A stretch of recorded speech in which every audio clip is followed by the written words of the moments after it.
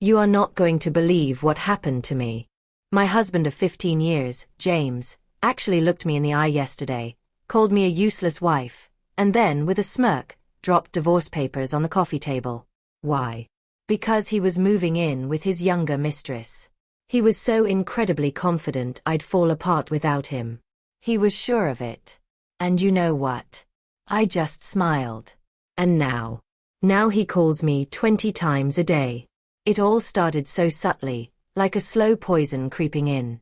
Looking back, the signs were there, staring me right in the face, but you just never want to believe the person you've built your entire life with could change so drastically. Or maybe, just maybe, they were always like that, and I just didn't want to see it. About 8 months ago, James suddenly got really into fitness. He was at F45 every morning at 5 a.m., bought all new Lululemon clothes, and was constantly glued to his Apple Watch stats. I was actually happy for him. We're not getting any younger, and staying healthy is important, right? He even got me a Peloton for Christmas, though he made sure to remind me every single week exactly how much it cost and how I barely used it. Then came the late nights at work, the weird texts he'd quickly hide when I walked by, the new cologne from Sephora that he claimed was just a free sample. He started making these little comments about how I should put more effort into my appearance, suggesting I try those viral TikTok skincare products or get Botox like everyone else. Mind you, I take care of myself just fine. I'm just not interested in dropping hundreds on La Mer creams or whatever's trending on Instagram. Yesterday, I was folding laundry, just doing a mundane chore, when I found a receipt from Tiffany & Company in his pocket. Tiffany. We're not rich. We shop at Target. We drive a 2018 Honda. That Tiffany receipt set off major, blaring alarm bells. I checked our joint account, and my heart nearly stopped. Multiple withdrawals to an account I didn't recognize. Our savings, the money we had worked for, had been slowly, steadily draining for the past 6 months. I waited until he got home, the receipt clutched in my hand. Instead of the usual excuses or gaslighting I expected, he just laughed. Actually laughed. Then he went to his home office, came back with an envelope, and tossed it on our coffee table. I was going to wait until the weekend, but since you're being nosy, here you go, he said, smirking like he'd just won the lottery. My lawyer says it's a generous offer, considering you've contributed basically nothing to this marriage. I just sat there, staring at the divorce papers, as he continued to gloat. He went on about how his new girlfriend, Aurora, actually takes care of herself and has ambition. Apparently, she's some fitness influencer he met at F45, boasts 50K followers on Instagram, and is going places. Meanwhile, I'm just me. The wife who supported him through his early career, handled all our housework, and put my own ambitions on hold because he said his job should come first. The worst part. He'd been planning this for months. He already had an apartment with her in one of those luxury complexes downtown. The Tiffany receipt? A promise ring. He actually used our joint savings to buy his mistress jewelry. Let's be realistic, he sneered. You can barely work the Netflix app without my help. You'll be calling me within a week, begging to work things out. I'm actually doing you a favor, teaching you to finally grow up. But I didn't cry. I didn't scream. I just sat there, watching him pack his suitcase with all his expensive new clothes. He took his iPad, his gaming console, even the good coffee maker, leaving me with the cheap one. After he left, I opened my laptop and started digging. I found out he'd been moving money around since January. Discovered credit card statements for restaurants and hotels I never knew about. And then, a Venmo history that made me sick to my stomach.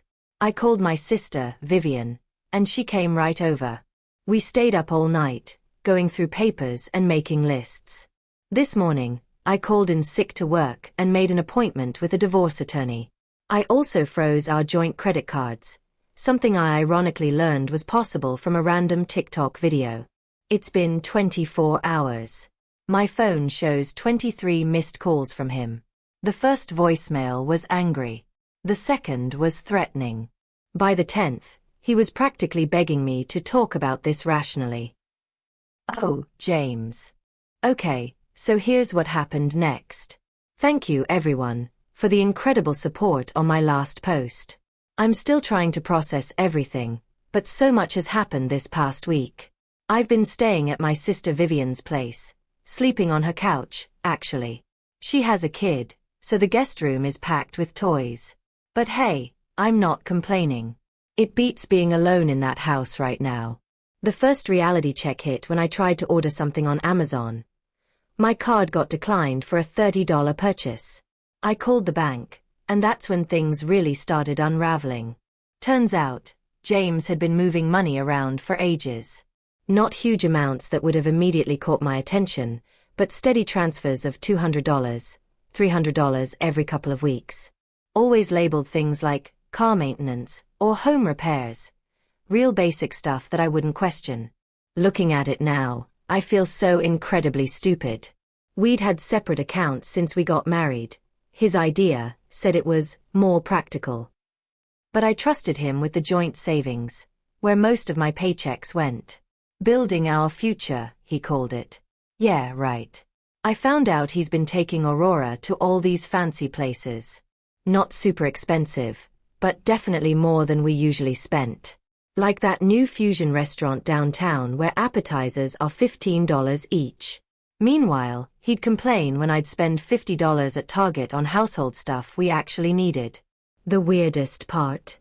When I was going through our papers, amazing how much stuff you accumulate in 15 years. I found receipts from places I've never been to. Small things, like coffee shops near her apartment, movie tickets from dates I wasn't on. He wasn't even trying to hide them well. Just stuck them in a drawer with all our other paperwork. Vivian's been a lifesaver, helping me sort through everything. She works at a bank, so she knows what to look for. Classic financial abuse, she called it, though that term still feels a bit too dramatic for what happened to me. I just feel dumb, like I should have noticed sooner. Then, the most bizarre thing happened yesterday at Walmart.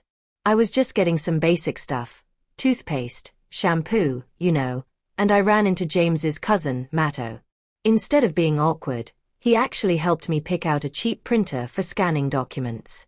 Then he just casually told me James had done similar stuff to his high school girlfriend. Would have been nice to know that 15 years ago, but whatever. James keeps calling, though not as much as before.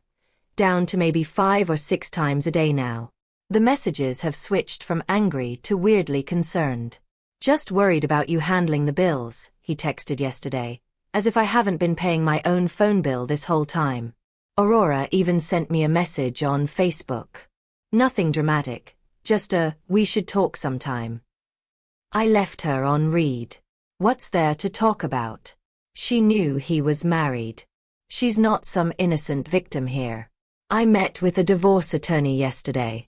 Nothing fancy. I found her through a women's support group on Facebook. She seemed really concerned about some of the financial stuff, especially when I showed her how he'd been moving money around. Said we need to act fast to prevent him from hiding more assets. But the biggest shock came when I finally logged into our old shared email account. I found confirmation emails for a credit card I didn't know about. Not some high-limit card or anything, just a basic Capital One card with a $3,000 limit. But he'd been using it for months, mostly at restaurants and gas stations near her place. I actually had to laugh when I saw charges from Planet Fitness on there. He'd been telling me he was going to that expensive F45 gym, probably to impress her. Guess the fitness influencer girlfriend wasn't bringing in as much money as he pretended. Today, I opened my own bank account, just a basic checking account at Chase. The lady at the bank was super helpful, showed me how to use their app and everything. It's not rocket science, no matter what James always said. Oh, and I finally figured out why he always insisted on handling the Netflix account. Found out he had a separate profile set up that he'd watch with her. Real classy, James. By the way, thanks for all the advice about freezing credit. Already done.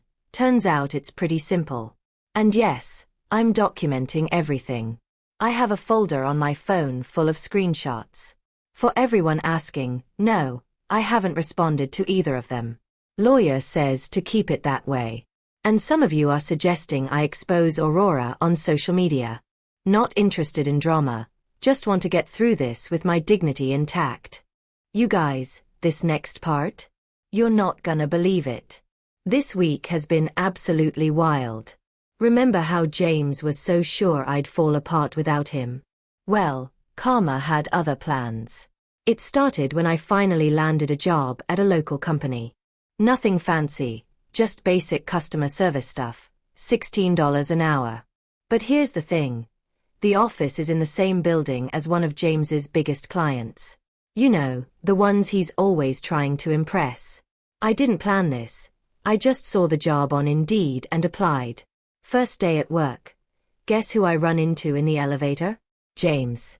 Wearing his important meeting suit, the one he maxed out our Nordstrom card for, with Aurora trailing behind him like a lost puppy. His face when he saw me, in work clothes, carrying my new laptop bag? Priceless. Aurora just stood there awkwardly, probably wondering why her successful boyfriend suddenly looked like he'd seen a ghost. But here's where it gets good. Remember how James always handled our finances because I was too scattered to understand them? Turns out, my new manager Matthew actually likes how detail-oriented I am. He asked me to help organize some spreadsheets for the office. And while I was learning Excel, thanks to YouTube tutorials, I started applying those same skills to organizing all the evidence of James's financial shenanigans. The best part? I didn't have to do anything dramatic. I just handed over my neatly organized folders of bank statements, credit card bills, and screenshots to my divorce attorney. She actually smiled when she saw how thorough I'd been. "This is perfect," she said. "We won't even need to hire a forensic accountant." James found out about this during our first mediation meeting. He showed up all confident, probably expecting me to be a mess. Instead, he walked into a room where I had printed copies of every shady transaction he'd made in the last year, including the charges from hotels near Aurora's apartment that he claimed were business meetings. His face when the mediator started going through the evidence? Better than any revenge I could have planned. But wait, it gets better. Remember that Peloton he bought me for Christmas, the one he said I never used? I finally logged into the account last week. Guess what I found? Workout history showing him and Aurora using it together at our house on days when I was visiting my sister. Yeah, in our house. I mentioned this casually during mediation, just slid the printed activity log across the table. James actually stuttered trying to explain that one. The real karma hit when Aurora finally realized James isn't as wealthy as he pretended to be. Apparently, she found out he's still paying off that Tiffany promise ring, which, by the way, wasn't even from the actual Tiffany store. I found the receipt. It's from one of those lookalike websites. How do I know this? Well, Aurora did something interesting. She messaged me on Instagram. But instead of the usual "we need to talk" drama, she sent screenshots. Lots of screenshots. Messages where James promised to buy her a car, with what money, dude? Conversations about moving into a luxury apartment that he definitely can't afford. Even some choice comments about me that, well, let's just say they're going to be interesting additions to our divorce proceedings. "I thought you should see who he really is," she wrote. "I'm done being part of his lies." I didn't respond. Just forwarded everything to my attorney. Professional revenge is so much better than drama. The cherry on top? James's mom called me yesterday. Turns out, she's been watching this whole thing unfold in our small town's gossip circle. She apologized for enabling his behavior all these years, and then she dropped a bombshell. James got fired from his job. Not because of me, apparently. He'd been inflating his expense reports for months. All those fancy dates with Aurora? He was charging them to his company card. I'm not going to lie, part of me wanted to post all this on Facebook, share the screenshots, make him feel as humiliated as I did when he called me useless. But you know what? I didn't have to. He's doing a perfect job of destroying his own reputation all by himself. Instead, I focused on making my new little studio apartment feel like home. Bought some plants from Home Depot, they're still alive. Figured out how to mount a TV by myself. YouTube is amazing. And even started learning to cook properly. Turns out, I'm not actually hopeless in the kitchen, like James always said. The best revenge? When he created yet another new Instagram account to message me, I didn't even feel angry. I just marked it as spam and went back to watching my YouTube cooking tutorial. But wait, there's more. Because James's situation? It just kept getting worse. Remember how I mentioned James got fired for expense report fraud? That was just the beginning. It started last Tuesday. I was getting coffee at Starbucks before work when I overheard two guys at the next table talking about someone who got caught charging personal expenses to company accounts. Didn't think much of it until I heard James's name. Turns out, he hadn't just been charging those dates with Aurora to his company card. He'd been running the scheme at his last 3 jobs. How do I know? Because Aurora, of all people, started talking. And not just to me, to everyone. See, after James got fired, he couldn't keep up with all the promises he'd made to her. No more fancy dinners at Cheesecake Factory, no more shopping sprees at Lululemon, no more weekend trips to nearby cities. The final straw? He couldn't make the payments on that fake Tiffany ring. Yes, still can't believe he bought a knockoff. Aurora didn't just get mad, she got methodical. Remember all those expense reports James was faking? She had photos. Lots of photos. Apparently, he used to brag to her about how clever he was, showing her all his tricks for gaming the system. She'd saved everything in her Google Photos, thinking it was impressive that her boyfriend was so smart with money. Last week, she made a TikTok. Nothing dramatic. Just a story time about dating a guy who turned out to be a fraud. Didn't use names, but included glimpses of those receipts. The video went viral in our local circle. James's old co-workers recognized the expense report format. Meanwhile, I had my own little victory. Remember that joint Amazon account he kept trying to get back into? I found out he'd been using it to buy gifts for Aurora while we were still together. So I did something petty, but oh so satisfying. I returned everything that was still within the return window. The money went back to my card since I was the original purchaser. The best part? He didn't even notice until Amazon sent him those "rate your purchase" emails. By then, all the stuff he'd bought Aurora was back in Amazon's warehouse, and the refunds had already cleared. But here's where it gets really good. Yesterday, I was at Target picking up some storage bins, trying to organize my new place, when I ran into James's sister, Katie. Instead of being awkward, she actually hugged me and spilled some tea. James had been borrowing money from their parents, claiming it was for investment opportunities. Turns out, he was using it to maintain his fake lifestyle with Aurora. His parents found out about this during a family dinner last weekend. How? Because Aurora's TikTok had made its way to his mom's Facebook feed. There was apparently a huge scene at Olive Garden, of all places. James's dad was so angry he actually took back the spare key to their house. James's reaction to all this? Total meltdown. He started messaging everyone, trying to do damage control. Made new Instagram accounts to harass Aurora. Kept calling his old job, trying to explain.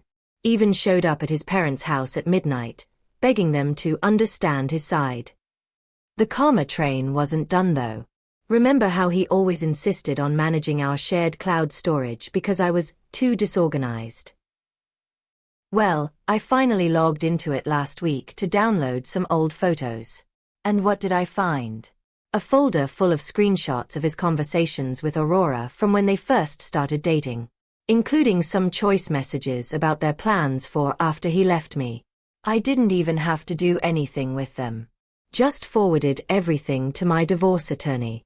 She actually laughed and said, "This is making my job very easy." But the absolute peak of all this? Aurora made a follow-up TikTok yesterday. This time, she showed the fake Tiffany ring, complete with screenshots of the sketchy website he bought it from. The video already has 50K views. James tried to come to my workplace to talk about all this. Beg me to help fix his reputation. Security didn't even let him in the building. Apparently, His scene in the lobby is now on our office's security camera greatest hits. I did something kind of petty yesterday. Changed all our streaming passwords, one by one, while watching his Ring camera notifications blow up as he tried to access each account. Netflix, Hulu, HBO Max, even his precious ESPN+. By the third notification, I was actually giggling. And his dream car, that Tesla Model 3 he leased to impress Aurora, way above our budget by the way, got repossessed this morning from the parking lot of the Motel 6 where he's been staying since Aurora kicked him out of their apartment. I watched it all happen from the Dunkin' drive-thru across the street. Didn't plan to be there. Just stopped for coffee on my way to work. Sometimes, the universe just hands you these moments. Just to be clear, yes, I'm still keeping copies of everything for the divorce proceedings. And no, I won't share Aurora's TikTok username. This isn't about creating more drama.